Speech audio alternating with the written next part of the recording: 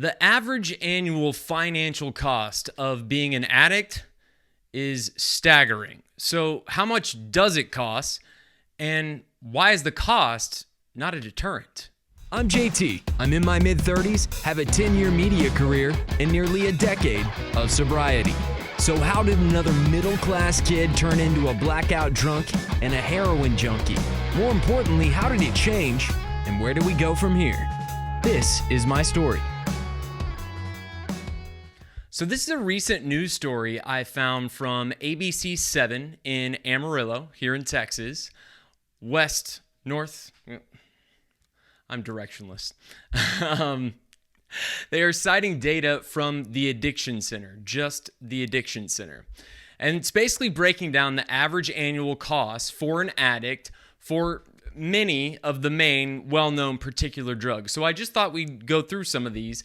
And if you're interested in looking it up, I'll put the link in the description here on YouTube so you can look it up, because there's several different factors that go into these final numbers. But for the sake of time, I thought we would just go through the final numbers here. So starts with marijuana. We don't have to get into the debate whether marijuana is a drug or not. For this one, let's just assume they're starting from the beginning here. So a marijuana user, average annual cost of being a marijuana user, up to $13,000 a year. An opioid user, up to $91,000 a year. Now, obviously, there can be a big difference here between heroin or prescription pills.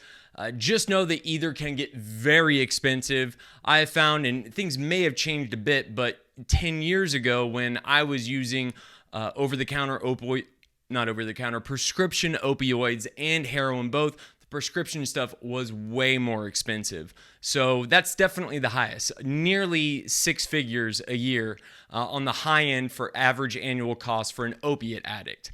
Moving on to crack, up to $82,000 a year, so not far off. Meth, one of the cheaper hardcore drugs, average annual cost of up to $38,000 a year. And for an alcoholic, and compared to the rest of the stats, this may be kind of alarming, up to $3,000 a year. So average annual cost, $3,000 a year. Much smaller number than the rest of those there. Why would that be? Well, my guess would be because alcohol is so much more readily available. We're talking supply and demand here. The supply is overwhelming of alcohol. You can get it legally. Even when you're getting it illegally, you're getting it legally because it's legal here in America. So the cost is lower.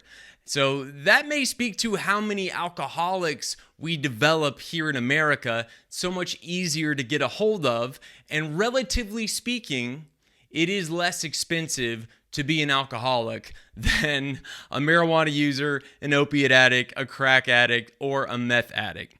So a normie, as we may call them, a normal average person, not an addict, might see or hear these numbers and go, holy crap, it is so expensive to be an addict. Why do those crazy expenses not deter people from being addicts? Well, the answer is it doesn't matter how much it costs. It could be 3 times more expensive. It could be 3 times less expensive.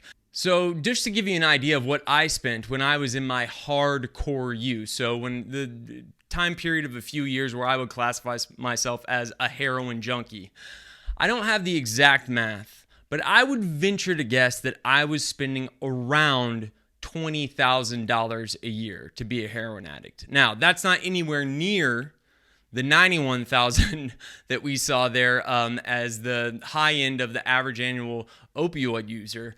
But it was basically all the money I had, okay? When you take out taxes, when you take out the very little, relatively speaking, that I was spending on food or housing or clothes or anything like that, which was almost nothing. I mainly dealt without.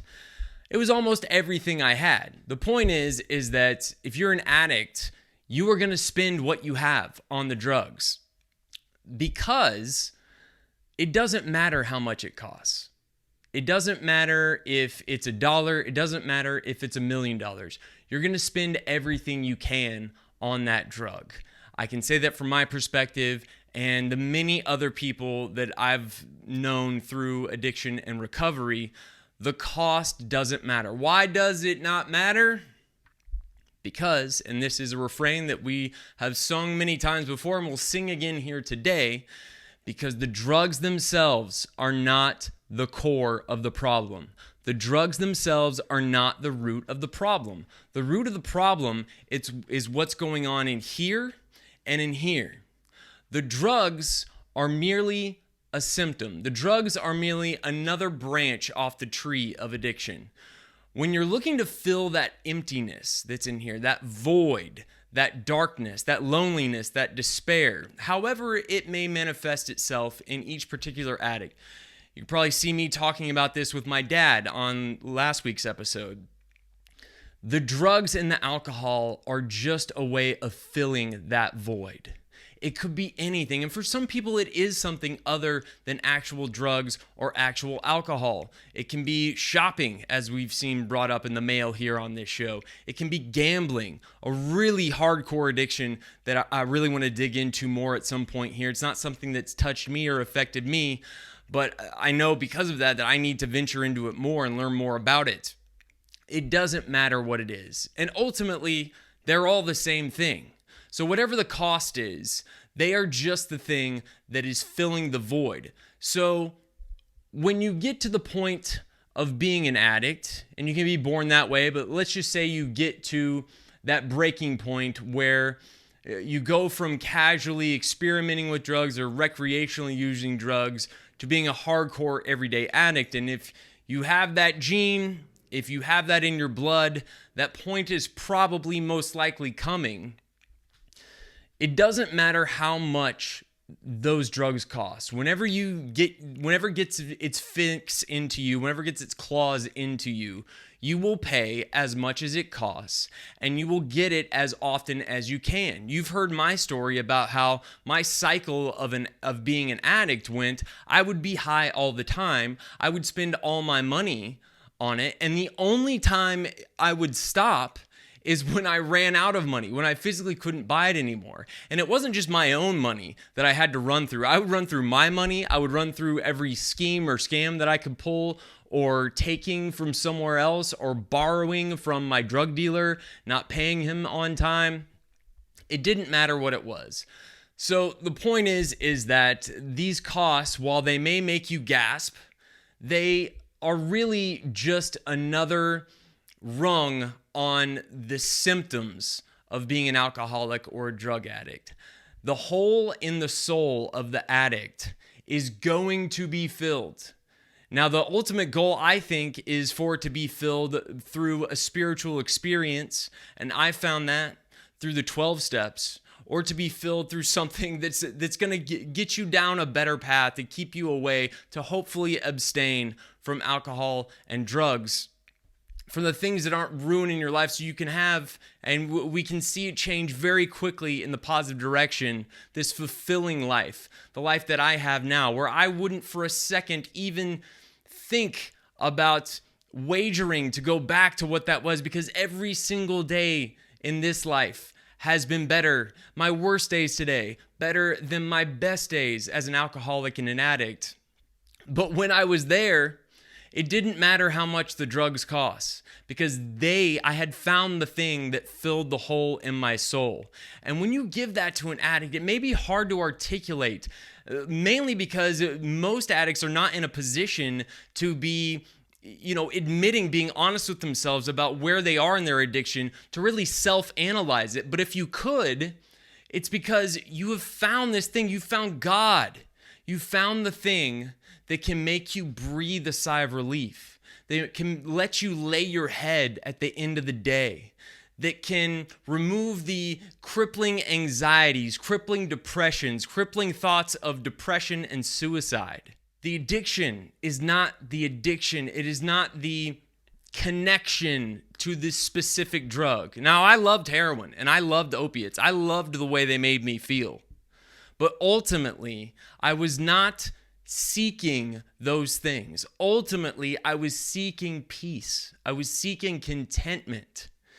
And while I didn't know at the time that I would have to work a lot harder to get those things in a way that wouldn't wreck my life, the drugs and the alcohol did that for me for a time period. They worked great until they didn't. And even when my life was falling apart around me and I was spending that astronomical, to me, amount of money on the drugs, I never once thought for more than a fleeting second, oh, this costs too much money.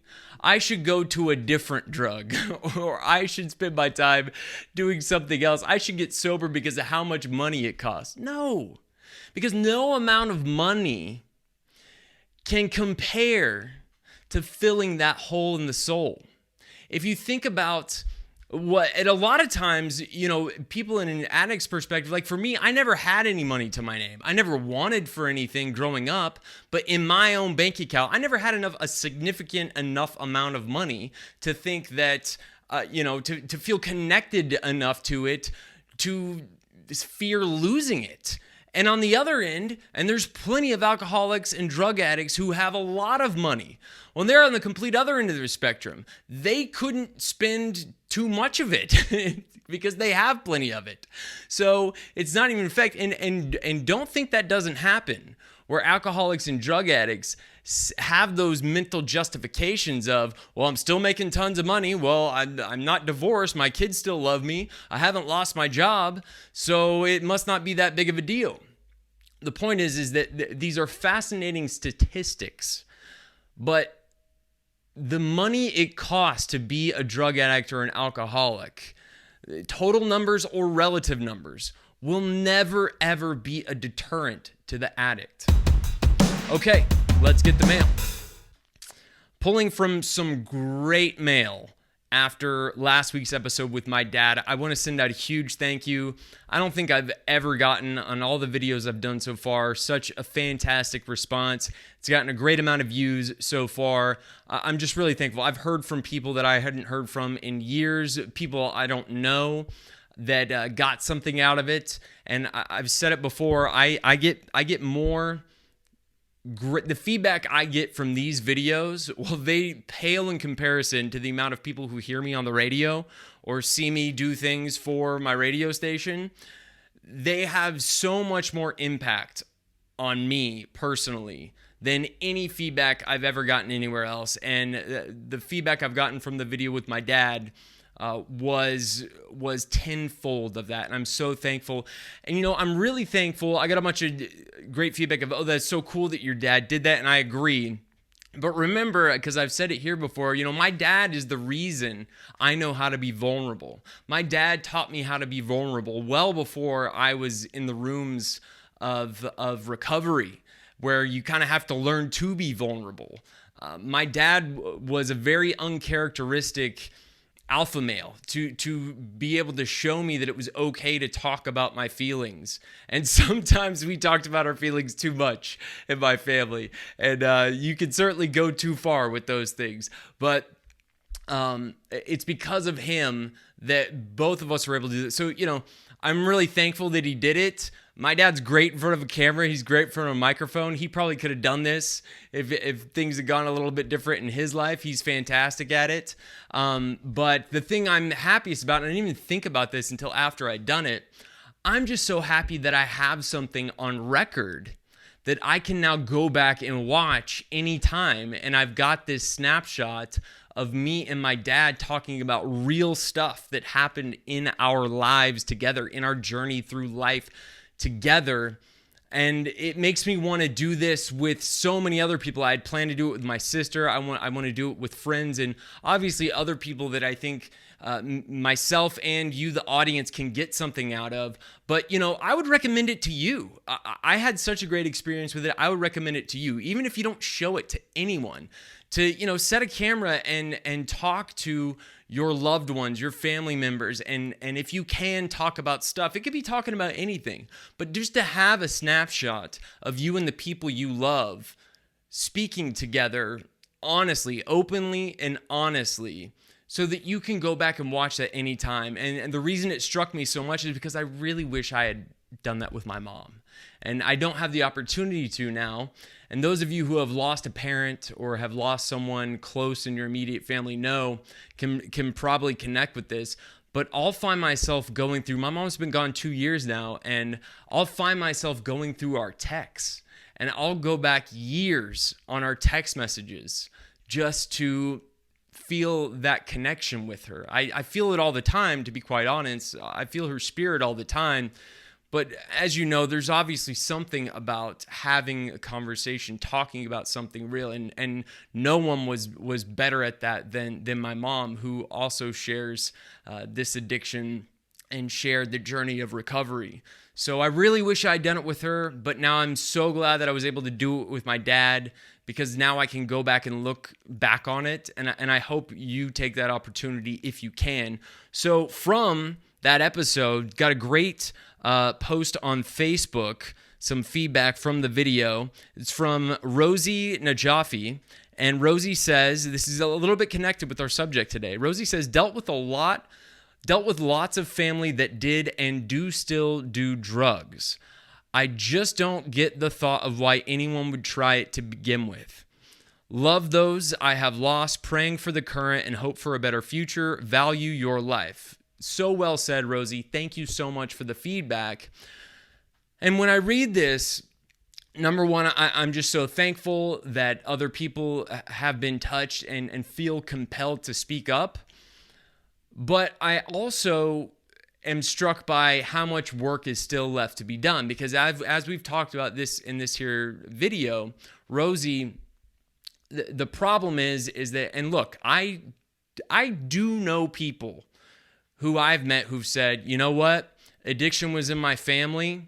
All the stuff that, comes from my addiction that I read about, that I see, that I've seen in my own household, I think I might have a chance to, it might hit me if I just even dabbled in it, so I've just stayed away from it. Those people do exist, and I think it's fantastic, people with that presence of mind. The problem is that most people don't. Most addicts have no choice. Even if they have that sort of self-preservation thought, they know, it was me. I knew that it was in my family, that it affected my family, how dangerous it was, and I still did it. I did it knowing the entire time where it could lead and where it probably would lead. I really I of course had hopes and desires that I would be able to use drugs and alcohol recreationally my entire life. That would have been great. But I had no misgivings of where it would probably end up. It just didn't matter, because I had to fill that hole in my soul.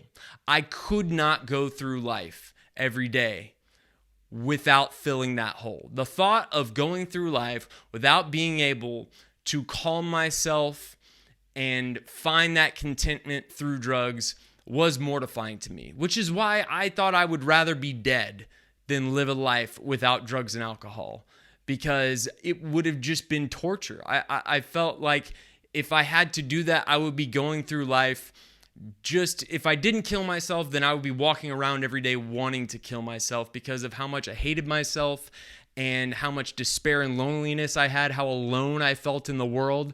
I could have 1 million people around me and I would have felt like a complete outcast. And I can't describe that as anything, but I was born with this disease. And so that's why people who have all the signs in front of them, who know where it can lead, end up there anyways. And we talked about alcohol a bit in this episode and how relatively low the cost is of being an alcoholic compared to other drugs. And I think that also is a great note to your point and your kind of question that you posit there, which is alcohol really is the ultimate gateway drug. And I say that because it's legal here in America. And I'm not saying it shouldn't be, but many people who may have addiction in them or have it in their family or have no intention of becoming cocaine or heroin or meth users or any other drug user dabble in alcohol because it is a social element in our society that's everywhere and that is, I think rightly, is allowed and welcomed and just part of everyday life, and that can kickstart the addict behavior because it is so readily available. And so someone who really doesn't even know they would have any intention of becoming an addict can get there because when they drink for the first time or they start to drink a little bit more, it fires off those synapses. The pleasure pathways are opened and they can head down that road. So Rosie, thank you so much for the feedback. That's just a little taste of my perspective of, and it may help with some empathy because really people like me, we have no choice. We're going to either end up using or we're going to stay sober. Those are the only options, or get sober. All right, that's the mail. If you would like to be part of the mail, please participate. You can comment right here on this video or any other video on my library, or you can comment when I post it on Facebook, Twitter, or Instagram. All those handles are right here. If you'd like to have a private conversation, please feel more than welcome. You can DM me, and I will respond. Anything that is posted publicly is fair game. Thank you. We'll see you next time. Hey family, if you like what we're doing here and you want to see more, please hit the subscribe button and the notification bell. Share it with someone who you think might benefit from watching this, and feel free to comment below. Love.